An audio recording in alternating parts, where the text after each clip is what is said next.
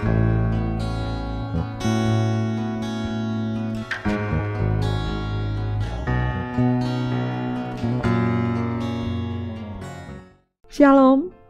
Bapak Ibu yang diberkati Tuhan, kita berjumpa dalam gerakan membaca Alkitab. Kita ada di hari yang ke-88 dalam bagian bacaan Alkitab 1 Samuel 18 sampai 1 Samuel pasal 20. Sebelum membaca firman Tuhan, mari berdoa. Kami bersyukur untuk kebaikan-Mu bagi kami di hari ini Tuhan. Engkau memperkenankan kami berada di hari yang baru. Kami menggunakan waktu kesempatan yang ada untuk belajar firman Tuhan. Kami memohon urapan kuasa Roh Kudus Tuhan melingkupi kami, sehingga kami mengerti, memahami perkataan Tuhan lewat kebenaran firman di saat ini. Maka ini kami Tuhan sedia. Dalam nama Tuhan Yesus kami berdoa. Amin. Saudaraku yang diberkati Tuhan, mari kita mulai membaca Alkitab di saat ini. Ketika Daud habis berbicara dengan Saul, berpadulah jiwa Yonatan dengan jiwa Daud, dan Yonatan mengasihi dia seperti jiwanya sendiri. Pada hari itu Saul membawa dia dan tidak membiarkannya pulang ke rumah ayahnya. Yonatan mengikat perjanjian dengan Daud karena ia mengasihi dia seperti dirinya sendiri. Yonatan menanggalkan jubah yang dipakainya dan memberikannya kepada Daud, juga baju perangnya sampai pedangnya, panahnya, dan ikat pinggangnya. Daud maju berperang dan selalu berhasil kemana juga Saul menyuruhnya, sehingga Saul mengangkat dia mengepalai para prajurit. Hal ini dipandang baik oleh seluruh rakyat dan juga oleh pegawai-pegawai Saul. Tetapi pada waktu mereka pulang, ketika Daud kembali sesudah mengalahkan orang Filistin itu, keluarlah orang-orang perempuan dari segala kota Israel menyongsong Raja Saul sambil menyanyi dan menari-nari dengan memukul rebana, dengan bersukaria, dan dengan membunyikan gerincing. Dan perempuan yang menari-nari itu menyanyi berbalas-balasan, katanya, Saul mengalahkan beribu-ribu musuh, tetapi Daud berlaksa-laksa. Lalu bangkitlah amarah Saul dengan sangat, dan perkataan itu menyebalkan hatinya. Sebab pikirnya kepada Daud diperhitungkan mereka berlaksa-laksa, tetapi kepadaku diperhitungkannya beribu-ribu. Akhir-akhirnya jabatan raja itu pun jatuh kepadanya. Sejak hari itu, maka Saul selalu mendengki Daud. Keesokan harinya, roh jahat yang daripada Allah itu berkuasa atas Saul, sehingga ia kerasukan di tengah-tengah rumah, sedang Daud main kecapi seperti sehari-hari. Adapun Saul ada tombak di tangannya. Saul melemparkan tombak itu karena pikirnya, baiklah aku menancapkan Daud ke dinding, tetapi Daud mengelakkannya sampai 2 kali. Saul menjadi takut kepada Daud karena Tuhan menyertai Daud, sedang daripada Saul ia telah undur. Sebab itu Saul menjauhkan Daud dari dekatnya dan mengangkat dia menjadi kepala pasukan 1000, sehingga ia berada di depan dalam segala gerakan tentara. Daud berhasil di segala perjalanannya sebab Tuhan menyertai dia. Ketika dilihat Saul bahwa Daud sangat berhasil, makin takutlah ia kepadanya. Tetapi seluruh orang Israel dan orang Yehuda mengasihi Daud karena ia memimpin segala gerakan mereka. Berkatalah Saul kepada Daud, ini dia anakku perempuan yang tertua, Merab. Dia akan kuberikan kepadamu menjadi istrimu. Hanya jadilah bagiku seorang yang gagah perkasa dan lakukanlah perang Tuhan. Sebab pikir Saul, janganlah tanganku memukul dia, tetapi biarlah ia dipukul oleh tangan orang Filistin. Tetapi Daud berkata kepada Saul, siapakah aku dan siapakah sanak saudaraku, kaum ayahku di antara orang Israel, sehingga aku menjadi menantu raja? Tetapi ketika tiba waktunya untuk memberikan Merab anak Saul itu kepada Daud, maka anak perempuan itu diberikan kepada Adriel, orang Meholah, menjadi istrinya. Tetapi Mikal, anak perempuan Saul, jatuh cinta kepada Daud. Ketika hal itu diberitahukan kepada Saul, maka ia pun menyetujuinya. Sebab pikir Saul, baiklah Mikal kuberikan kepadanya, biarlah ia menjadi jerat bagi Daud, dan biarlah tangan orang Filistin memukul dia. Lalu berkatalah Saul kepada Daud untuk kedua kalinya, pada hari ini engkau boleh menjadi menantuku. Lagi Saul memerintahkan kepada para pegawainya, katakanlah kepada Daud dengan diam-diam, demikian sesungguhnya Raja suka kepadamu dan para pegawainya mengasihi engkau, maka sebab itu jadilah engkau menantu raja. Lalu para pegawai Saul menyampaikan perkataan itu kepada Daud, tetapi Daud menjawab, perkara ringankah pada pemandanganmu menjadi menantu raja? Bukankah aku seorang yang miskin dan rendah? Para pegawai Saul memberitahukan kepada raja, katanya demikianlah jawab yang diberi Daud. Kemudian berkatalah Saul, beginilah kamu katakan kepada Daud, raja tidak menghendaki mas kawin selain dari 100 kulit katan orang Filistin sebagai pembalasan kepada musuh raja. Saul bermaksud untuk menjatuhkan Daud dengan perantaraan orang Filistin. Ketika para pegawainya memberitahukan perkataan itu kepada Daud, maka setujulah Daud menjadi menantu raja. Waktunya belum genap. Tetapi Daud sudah bersiap. Ia pergi dengan orang-orangnya dan menewaskan dari orang Filistin itu 200 orang serta membawa kulit katan mereka. Dan dalam jumlah yang genap diberikan merekalah semuanya itu kepada raja, supaya Daud menjadi menantu raja. Kemudian Saul memberikan Mikal anaknya kepadanya menjadi istrinya. Lalu mengertilah Saul dan tahulah dia bahwa Tuhan menyertai Daud dan bahwa seluruh orang Israel mengasihi Daud. Maka makin takutlah Saul kepada Daud. Saul tetap menjadi musuh Daud seumur hidupnya. Apabila raja-raja orang Filistin maju berperang, setiap kali mereka maju berperang, maka Daud lebih berhasil dari semua pegawai Saul, sehingga namanya sangat masyhur.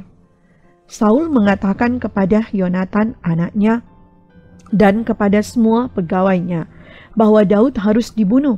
Tetapi Yonatan anak Saul sangat suka pada Daud.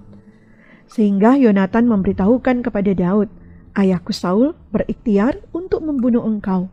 Oleh sebab itu hati-hatilah besok pagi, duduklah di suatu tempat perlindungan dan bersembunyilah di sana. Aku akan keluar dan berdiri di sisi ayahku di padang tempatmu itu. Maka aku akan berbicara dengan ayahku perihalmu. Aku akan melihat bagaimana keadaannya, lalu memberitahukannya kepadamu. Lalu Yonatan mengatakan yang baik tentang Daud kepada Saul ayahnya, katanya, janganlah raja berbuat dosa terhadap Daud hambanya, sebab ia tidak berbuat dosa terhadapmu. Bukankah apa yang diperbuatnya sangat baik bagimu? Ia telah mempertaruhkan nyawanya dan telah mengalahkan orang Filistin itu. Dan Tuhan telah memberikan kemenangan yang besar kepada seluruh Israel. Engkau sudah melihatnya dan bersukacita karenanya. Mengapa engkau hendak berbuat dosa terhadap darah orang yang tidak bersalah dengan membunuh Daud tanpa alasan? Saul mendengarkan perkataan Yonatan, dan Saul bersumpah, demi Tuhan yang hidup, ia tidak akan dibunuh. Lalu Yonatan memanggil Daud dan Yonatan memberitahukan kepadanya segala perkataan itu. Yonatan membawa Daud kepada Saul dan ia bekerja padanya seperti dahulu. Ketika perang pecah pula, maka majulah Daud dan berperang melawan orang Filistin. Ia menimbulkan kekalahan besar di antara mereka sehingga mereka melarikan diri dari depannya. Tetapi roh jahat yang daripada Tuhan hingga pada Saul ketika ia duduk di rumahnya dengan tombaknya di tangannya dan Daud sedang main kecapi. Lalu Saul berikhtiar menancapkan Daud ke dinding dengan tombaknya, tetapi Daud mengelakkan tikaman Saul sehingga Saul mengenai dinding dengan tombak itu. Sesudah itu Daud melarikan diri dan luputlah ia pada malam itu. Kemudian Saul mengirim orang-orang suruhan ke rumah Daud untuk mengamat-amatinya dan untuk membunuh dia pada waktu pagi. Tetapi Mikal, istri Daud, memberitahukan kepadanya demikian, jika engkau tidak dapat meluputkan dirimu malam ini, maka besok engkau akan dibunuh. Lalu Mikal menurunkan Daud dari jendela, ia pergi melarikan diri dan luputlah ia. Sesudah itu, Mikal mengambil terafim dan menaruhnya di tempat tidur. Ditaruhnya sehelai tenunan bulu kambing di bagian kepala dan ditutupinya dengan selimut. Lalu Saul mengirim orang-orang suruhan untuk mengambil Daud, tetapi perempuan itu berkata, ia sakit. Sesudah itu Saul mengirim orang-orang suruhan itu untuk melihat Daud, katanya, bawalah dia di atas tempat tidur itu kemari supaya ia dibunuh. Lalu masuklah para suruhan itu ke dalam, dan tampaklah ada terafim di tempat tidur dengan sehelai tenunan bulu kambing di bagian kepala. Berkatalah Saul kepada Mikal, mengapa engkau menipu aku demikian itu, dan melepas musuhku pergi sehingga ia luput? Tetapi jawab Mikal kepada Saul, ia berkata kepadaku, biarkanlah aku pergi, apa perlunya aku membunuh engkau? Setelah Daud melarikan diri dan luput, sampailah ia kepada Samuel di Rama dan memberitahukan kepadanya segala yang dilakukan Saul kepadanya. Kemudian pergilah ia bersama-sama dengan Samuel dan tinggallah mereka di Nayot. Ketika diberitahukan kepada Saul demikian, ketahuilah Daud ada di Nayot dekat Rama. Maka Saul mengirim orang-orang suruhan untuk mengambil Daud. Tetapi orang-orang ini melihat sekumpulan nabi kepenuhan dengan dikepalai oleh Samuel, dan roh Allah hingga pada orang-orang suruhan Saul, sehingga mereka pun kepenuhan seperti nabi. Lalu hal itu diberitahukan kepada Saul. Ia mengirim orang-orang suruhan yang lain, tetapi orang-orang itu pun juga kepenuhan seperti nabi. Saul mengirim sekali lagi orang-orang suruhan, rombongan yang ketiga, dan orang-orang ini pun juga kepenuhan. Lalu ia sendiri pergi ke Rama. Sesampainya ke dekat perigi besar yang di Seku, bertanyalah ia katanya, di mana Samuel dan Daud? Jawab orang, ada di Nayot dekat Rama. Lalu pergilah ia ke sana, ke Nayot dekat Rama, dan pada dia pun hinggaplah roh Allah. Dan selama ia melanjutkan perjalanannya ke penuhan seperti nabi, hingga ia sampai ke Nayot dekat Rama. Ia pun menanggalkan pakaiannya, dan ia pun juga kepenuhan di depan Samuel. Ia rebah terhantar dengan telanjang sehari-harian dan semalam-malaman itu. Itulah sebabnya orang berkata, apakah juga Saul termasuk golongan nabi? Maka larilah Daud dari Nayot dekat Rama, sampailah ia kepada Yonatan lalu berkata, apakah yang telah kuperbuat? Apakah kesalahanku dan apakah dosaku terhadap ayahmu sehingga ia ingin mencabut nyawaku? Tetapi Yonatan berkata kepadanya, jauhlah yang demikian itu, engkau tidak akan mati dibunuh. Ingatlah, ayahku tidak berbuat sesuatu, baik perkara besar maupun perkara kecil, dengan tidak menyatakannya kepadaku. Mengapa ayahku harus menyembunyikan perkara ini kepadaku? Tidak mungkin.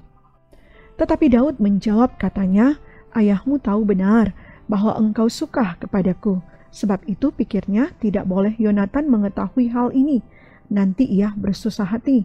Namun demi Tuhan yang hidup dan demi hidupmu, hanya satu langkah jaraknya antara aku dan maut. Yonatan berkata kepada Daud, apapun kehendak hatimu, aku akan melakukannya bagimu. Lalu kata Daud kepada Yonatan, kau tahu, besok bulan baru, maka sebenarnya aku harus duduk makan bersama-sama dengan raja. Jika engkau membiarkan aku pergi, maka aku akan bersembunyi di padang sampai lusa petang. Apabila ayahmu menanyakan aku, haruslah kau katakan, Daud telah meminta dengan sangat kepadaku untuk pergi dengan segera ke Betlehem, kotanya, karena di sana ada upacara pengorbanan tahunan bagi segenap kaumnya. Jika begini dikatakannya, baiklah, maka hambamu ini selamat. Tetapi jika amarahnya bangkit dengan segera, ketahuilah bahwa ia telah mengambil keputusan untuk mendatangkan celaka. Jika demikian, tunjukkanlah kesetiaanmu kepada hambamu ini, sebab engkau telah mengikat perjanjian di hadapan Tuhan dengan hambamu ini. Tetapi jika ada kesalahan padaku, engkau sendirilah membunuh aku. Mengapa engkau harus menyerahkan aku kepada ayahmu? Tetapi jawab Yonatan, jauhlah yang demikian itu, sebab jika ku ketahui dengan pasti bahwa ayahku telah mengambil keputusan untuk mendatangkan celaka kepadamu, masakan aku tidak memberitahukannya kepadamu? Lalu bertanyalah Daud kepada Yonatan, siapakah yang akan memberitahukan kepadaku apabila ayahmu menjawab engkau dengan keras? Kata Yonatan kepada Daud, marilah kita keluar ke padang. Maka keluarlah keduanya ke padang. Lalu berkatalah Yonatan kepada Daud, demi Tuhan Allah Israel, besok atau lusa kira-kira waktu ini aku akan memeriksa perasaan ayahku. Apabila baik keadaannya bagi Daud, masakan aku tidak akan menyuruh orang kepadamu dan memberitahukannya kepadamu? Tetapi apabila ayahku memandang baik untuk mendatangkan celaka kepadamu, beginilah kiranya Tuhan menghukum Yonatan. Bahkan lebih lagi daripada itu, sekiranya aku tidak menyatakannya kepadamu dan membiarkan engkau pergi, sehingga engkau dapat berjalan dengan selamat. Tuhan kiranya menyertai engkau seperti Ia menyertai ayahku dahulu. Jika aku masih hidup, bukankah engkau akan menunjukkan kepadaku kasih setia Tuhan? Tetapi jika aku sudah mati, janganlah engkau memutuskan kasih setiamu terhadap keturunanku sampai selamanya. Dan apabila Tuhan melenyapkan setiap orang dari musuh Daud dari muka bumi, janganlah nama Yonatan terhapus dari keturunan Daud, melainkan kiranya Tuhan menuntut balas daripada musuh-musuh Daud. Dan Yonatan menyuruh Daud sekali lagi bersumpah demi kasihnya kepadanya, sebab ia mengasihi Daud seperti dirinya sendiri. Kemudian berkatalah Yonatan kepadanya, besok bulan baru, maka engkau nanti akan ditanyakan, sebab tempat dudukmu akan tinggal kosong. Tetapi lusa engkau pasti akan dicari. Engkau harus datang ke tempat engkau bersembunyi pada hari peristiwa itu, dan duduklah dekat bukit batu. Maka aku akan memanahkan 3 anak panah ke samping batu itu, seolah-olah aku membidik suatu sasaran. Dan ketahuilah, aku akan menyuruh bujangku, pergilah mencari anak-anak panah itu. Jika tegas kukatakan kepada bujang itu, lihat, anak-anak panah itu lebih kemari, ambillah. Maka datanglah, sebab demi Tuhan yang hidup engkau selamat, dan tidak ada bahaya apa-apa. Tetapi jika begini kukatakan kepada orang muda itu, lihat, anak-anak panah itu lebih ke sana, maka pergilah, sebab Tuhan menyuruh engkau pergi.